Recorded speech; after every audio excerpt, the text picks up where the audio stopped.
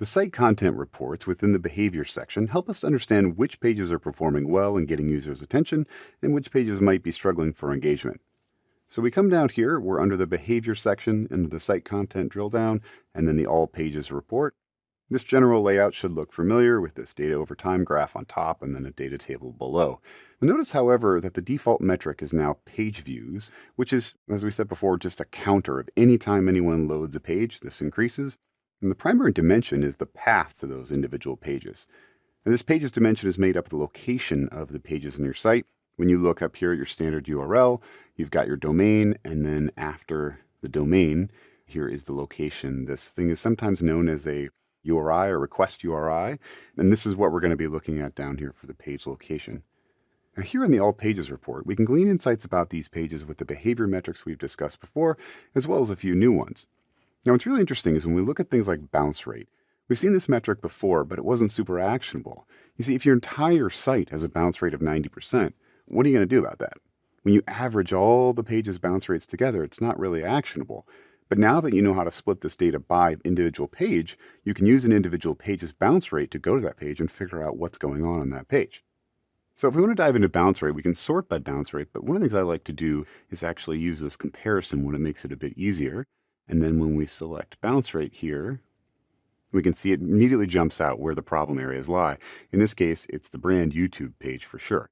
Now, if we want to figure out what's going on here, we can click into that page. We'll see at the breadcrumbs here that we're only looking at that page, which of course means the only page URL we have here, which is not super interesting. But maybe we want to take a look at where that traffic came from, or the medium that sent it there.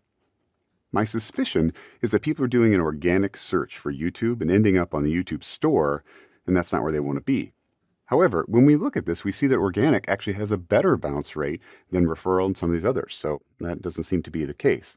Now, I can look at what geographies traffic is coming from, potentially language issues, browser issues. If they do follow-up searches via site search, there's a lot of analysis we could do to figure out what's going on here. Or maybe we just determine that this particular audience is not one that connects with our content or our products. Okay, let's go back to the data table and let's clear out this particular page. We're going back to all of the pages, and I'm going to close the left nav so we have a little bit more room. Now we're still here on medium because we set that before, but we're going to go back to page. And one of the things I want to look at over here is page value. This is an interesting metric that attempts to give us some idea of the monetary value of a page. So when a transaction happens or a goal is achieved, we take the revenue or goal value from that and we divide it up against all the unique page views that were part of this session prior to that transaction.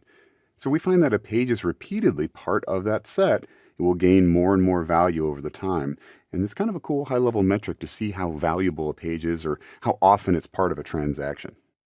There are also other dimensions you can switch into, such as page title. And be sure to give your pages titles when you're creating and publishing them. This not only helps with analytics report to figure out which ones these are and segment our data, but it boosts our SEO as well. If you don't name your web pages, then the page views associated with those are either going to all go into one page, like home, or into the not set if there is literally no page. So that's worth pointing out. If you have a page here that has the same name, it will combine those into one, and this will be the combined metrics for that page. So this is the All Pages report. There's another useful one that I want to take a look at under here, and that is the content drill down. Now, depending on your site's architecture, this is going to be more or less useful for you. While the All Pages reports shows the individual items' performance, it doesn't make it super easy to group them up, and this can sometimes be misleading because you might have one section, such as a blog, that represents a ton of traffic as a whole group, but individually each post might not compete with, say, a careers or about us page. And if you want to understand the popularity of sections of your site, and you have it in these subdirectories, then this can be a really easy way to look at that. So here in the content drill down, we start with this level 1, which is the first section right off of the root. You can see then as you drill down into these folders, see some of these icons or folders, and we'll get a bit more. For example, if I drill down into the Google redesign, then I can see the apparel and the accessories, bags, etc. And as we look, the numbers that we have for here are going to be all the pages under the apparel section or all the pages under the accessory section. Now again, not every site can take advantage of this. If you have a very flat architecture like a blog where all the content is off the roof and there isn't any clear way to drill down, then this might not be as useful. Okay, so we've seen a few different ways to analyze the content on your site. I suggest you spend some time here. This is a really useful section of the site.